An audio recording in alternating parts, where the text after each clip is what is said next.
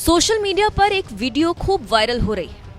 ये वीडियो उस वक्त की है जब लोकसभा में सहारनपुर से कांग्रेसी सांसद इमरान मसूद बोलना शुरू करते हैं। इमरान मसूद के दाईं तरफ धौरहरा से समाजवादी पार्टी के सांसद आनंद भदौरिया बैठे हुए थे और बाईं तरफ रामपुर से समाजवादी पार्टी के सांसद मौलाना मोहिबुल्लाह नदवी बैठे हुए थे। राष्ट्रपति के अभिभाषण पर इमरान मसूद को बोलने का मौका रात 10:19 पर मिलता है। कैमरा जैसे ही उन पर फोकस होता है, रामपुर सांसद स्क्रीन पर सोते हुए नजर आते हैं। ये देखकर धौरहरा से समाजवादी पार्टी के सांसद आनंद भदौरिया उन्हें जगाने के लिए थपकी देते हैं, लेकिन वो नहीं उठते। जिसके बाद भदौरिया उन्हें झकझोर कर उठाते हैं और पीठासीन की तरफ इशारा करते हैं। जिसके बाद मौलाना मोहिबुल्लाह आंखें मलकर खुद को संभालते हैं। लोकसभा में सोते हुए कैमरे में कैद होने के बाद मौलाना मोहिबुल्लाह का वीडियो वायरल हो गया। माननीय सभापति महोदय, महामहिम राष्ट्रपति महोदय के अभिभाषण पर आपने मुझे बोलने की अनुमति दी, मैं आपका आभारी हूं। महामहिम ने अपने संबोधन में स्वास्थ्य जैसे महत्वपूर्ण विषय पर मात्र 15 सेकंड के अंदर अपनी बात समाप्त कर दी। मान्यवर, 55 करोड़ भारतीयों को आयुष्मान योजना में पात्रता दी। सांसद बनने से पहले मौलाना मोहिबुल्लाह मस्जिद के इमाम थे और शायद उन्हें जल्दी सोने की आदत होगी। इसीलिए रात 10:19 पर जब इमरान मसूद ने बोलना शुरू किया तो वो सोते हुए नजर आए। अखिलेश यादव ने उन्हें आजम खान के गढ़ रामपुर से प्रत्याशी बनाया था। मोहिबुल्लाह नदवी ने बीजेपी के घनश्याम सिंह लोधी को 87,434 वोटों से हराया।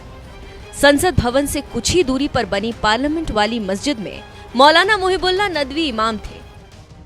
जेल में बंद सपा के कद्दावर नेता आजम खान की मुखालिफत के बाद भी सपा चीफ अखिलेश यादव ने रामपुर से उम्मीदवार बनाया था। वो लोकसभा पहुंचने वाले देश के पहले इमाम हैं।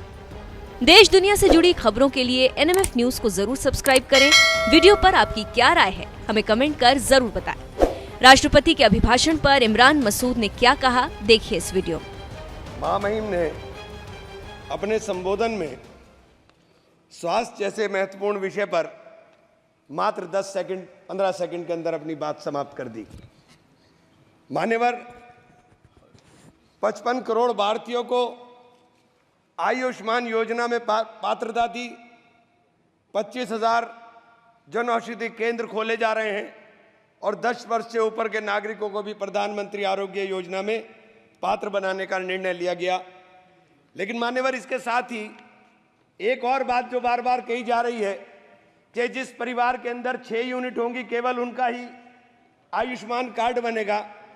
एक तरफ जनसंख्या नियंत्रण की बात होगी और दूसरी तरफ जिनके ज्यादा बच्चे होंगे केवल उनका ही आयुष्मान कार्ड बनने का काम होगा। आयुष्मान योजना के अंदर जब आप प्रगति का जश्न मनाते हुए इस चुनौती को भी स्वीकार करिए कि इस योजना में लगभग 34 करोड़ कार्ड जारी किए गए, जिनमें से 6.5 करोड़ 80 लाख लाभार्थियों को उपचार मिला। 55 करोड़ में से अभी भी 21 करोड़ के लोगों को कार्ड इस योजना के शुरू होने के 6 वर्ष 6 माह के बाद भी देश के अंदर नहीं मिल पाए। मान्यवर,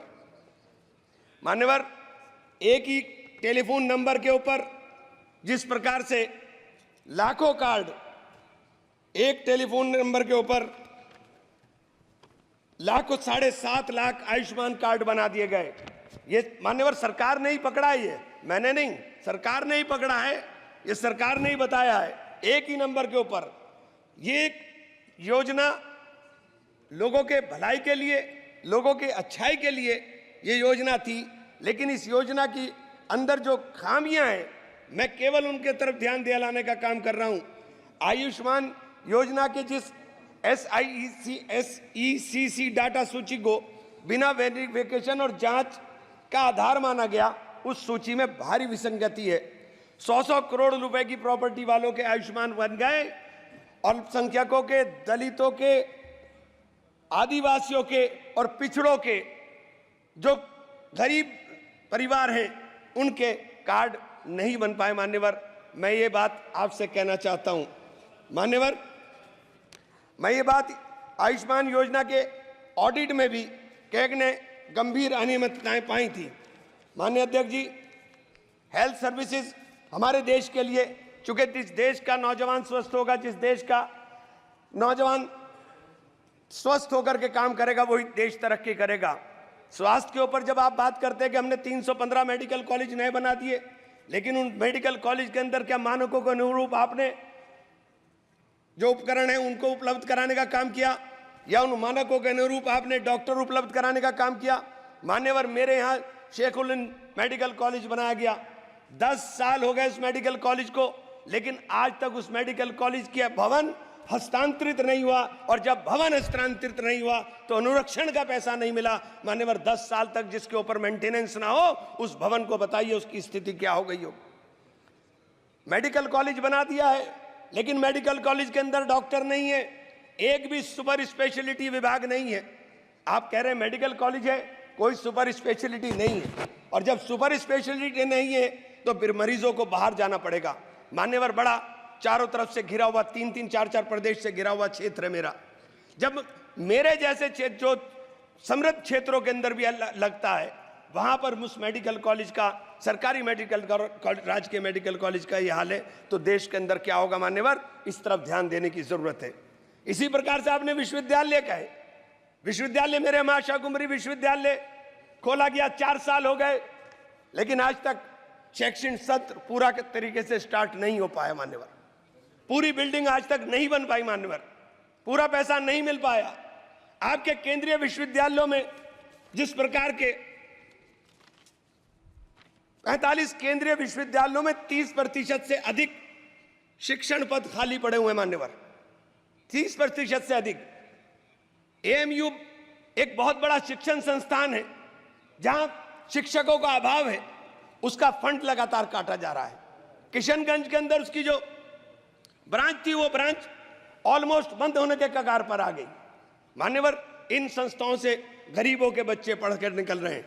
मैं आपके ध्यान इस तरफ जरूर दिलाना चाहूंगा कि जब नीट की परीक्षाएं कैंसिल हो जाएं, जिस प्रकार से बार बार पर्चे लीक हो जाएं, तो सरकार को इन चीजों के ऊपर ध्यान देने की जरूरत है।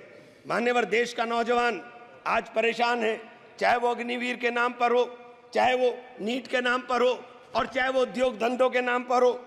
जब आप उद्योग धंधों की बात करते हैं, आप कहते हैं कि हमारी सरकार 5 ट्रिलियन इकोनॉमी की तरफ जा रही है, लेकिन मान्यवर ये नहीं बताने का काम करते कि 5 ट्रिलियन इकोनॉमी के लिए 10% से अधिक की ग्रोथ रेट चाहिए। आपकी ग्रोथ रेट क्या है साथ? मान्यवर, जब मैं आपका ध्यान इस रोजगार के एक गंभीर विषय की तरफ रखूंगा, राष्ट्रीय सांख्यिकी मंत्रालय एनएसओ द्वारा असंगठित क्षेत्र में उद्यमों के सालाना सर्वे में जो चौंकाने वाला तथ्य है, वो ये है मान्यवर के जुलाई 2015 से सितंबर 2023 के बीच भारत में लगभग 18 लाख फैक्ट्रियां बंद हुई हैं, जिसमें 54 लाख से अधिक लोगों की नौकरियां चली गईं। विनिर्माण क्षेत्र में असंगठित फैक्ट्रियों की संख्या 157 लाख से घटकर 178.2 रह गई, जो 9.3% गिरावट है। मान्यवर, ये छोटी छोटी जो फैक्ट्री हैं, ये असंगठित क्षेत्र के उद्यम थे। इन असंगठित क्षेत्र के अंदर कुल 10,96,00,000 लोग काम कर रहे हैं। मान्यवर, ये सरकार के आंकड़े हैं। मैं इसलिए ये बात कहना चाहता हूं कि जब आप 5 ट्रिलियन की बात करते हो, तो आपका निर्यात और आयात आपको देखना पड़ेगा कि आपके आयात के ऊपर निर्भरता कितनी हो गई है। निर्यात लगातार आपके देश के अंदर घट रहा है। मान्यवर, मेरे यहाँ काष्ठ कला उद्योग है, पूरे विश्व के अंदर सहारनपुर का फर्नीचर जाना जाता है। हमारे यहाँ 1500 करोड़ का कारोबार होता था, लेकिन 1500 करोड़ का कारोबार घट करके 800 करोड़ पर आ गया। मान्यवर, जब 800 करोड़ पर मेरे अकेले एक डिस्ट्रिक्ट के अंदर कारोबार आ रहा है, मान्यवर 650 जिले हैं इस देश के अंदर, 650 से जिलों से अंदर क्या स्थिति होगी। मेरे यहाँ दूसरा काम हौजरी का चल रहा था। हौजरी का भी पूरा का पूरा देश के अंदर हमारी यहाँ से सप्लाई होती है, लेकिन हौजरी के उद्योग के लिए हमारे यहाँ किसी प्रकार का कोई नहीं। अगर टेक्सटाइल पार्क, मान्यवर मेरी मेडन स्पीच है और आपसे अनुरोध है कि मुझे कम से कम 5 मिनट दे दे, कम से कम। मान्यवर, टेक्सटाइल और गारमेंट पार्क हमारे यहाँ अगर बनाए जाएंगे तो इनमें 2.5 लाख लोग रोजगार के अंदर लगे हैं। इन लोगों को रोजगार मिलने का काम होगा। अगर इनको रोजगार मिलेगा मान्यवर, तो मैं ये कहना चाहता हूं, आप जो 5 ट्रिलियन का लक्ष्य लेकर चले हैं, जब तक नौजवान को रोजगार नहीं मिलेगा, जब तक आप उस लक्ष्य को प्राप्त नहीं कर सकते। आप बार बार मान्यवर लगातार चल रहा है कि कानून देश में कड़े बनाए जा रहे हैं, लेकिन भीड़ अनियंत्रित होकर के जिस तरह से लोगों को मारने का काम कर रही है, जिसे मॉब लिंचिंग कहते हैं। मेरे जनपद में, मेरे मंडल में 3 लोगों को छत्तीसगढ़ के अंदर मारा गया।